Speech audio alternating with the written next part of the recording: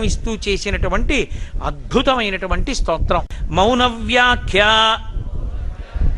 ప్రకటిత పరబ్రహ్మతత్వం యువానం వర్షిష్ఠాంతే వసదృషిగణైః ఆవృతం బ్రహ్మనిష్టైః ఆచార్యేంద్రం కరకలిత చిన్ముద్ర ఆనందరూపం స్వాత్మారామం ముదితవదనం దక్షిణామూర్తిమీడే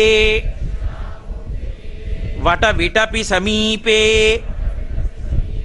భూమిభాగే నిషణ్ణం సకలమునిజనానాం జ్ఞానదాతారం